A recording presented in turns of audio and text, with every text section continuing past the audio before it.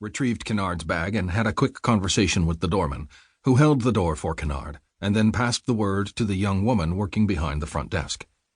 She, in turn, spoke to a guy in a sharp suit. If he'd had the energy, Kennard would have been embarrassed. He wasn't trying to come off as some weepy Willie. "Your name, monsieur?" the young woman asked. He gave it, watched her find it on a list in front of her. She turned to look at the guy in the suit and pointed the tip of her pen to a space on what Kennard took to be a diagram of the rooms in the hotel. The guy in the suit nodded. She turned to Kennard. "We are sorry to say, monsieur, all the rooms of the type you requested have been filled. We will have to offer you a suite at no additional charge, if that is satisfactory." Kennard knew they were kidding him, but he played along, grateful. "That'll be great," he said.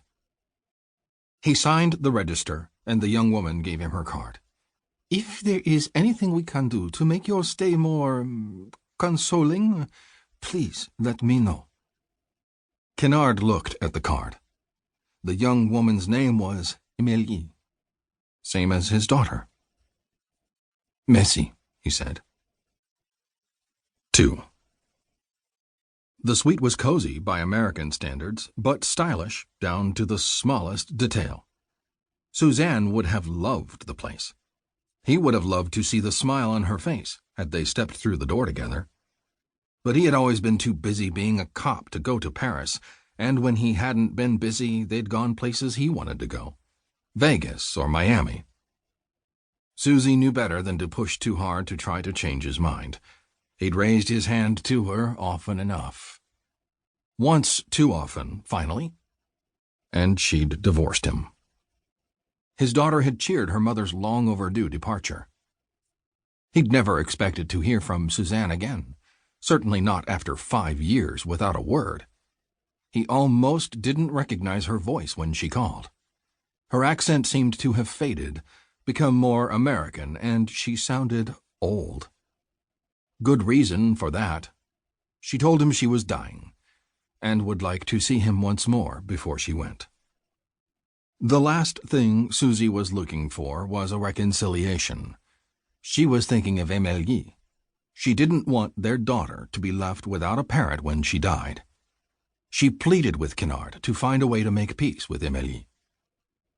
At the age of 24, though, Emilie considered herself to be her own woman, and the last person she wanted back in her life was the prick of a father who had made her mother's life hell. If giving him another chance was what Maman was asking, then she was asking too much. She told Suzanne so to her face, with Kennard in the room. He saw the fear in his daughter's eyes. She thought he might go off on her, knock her around good, though he never had, not in his worst days. When her father failed to meet Emilie's expectation of brutality, she voiced a new suspicion. The son of a bitch was after her mother's money. After leaving Kennard, Suzanne had started a small, successful travel agency. Emilie was her strong right hand. The business was going to her.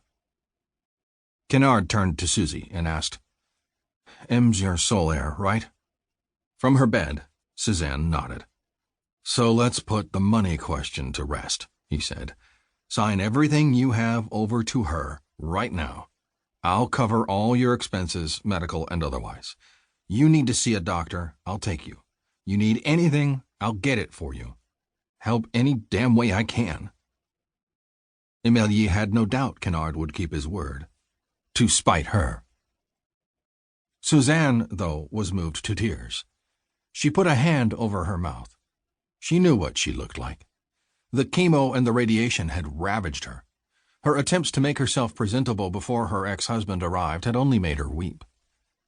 The damage the cancer had done to Suzanne almost made Kennard sob, too. All the more so because it made him think of how he'd once marred her beauty. If another man had inflicted such hurt on her, he would have to take care of her as best he could, because there was no way to get revenge on a fatal illness. Thing was, as haggard and drawn as Suzanne looked, he could look past the present moment and still see her as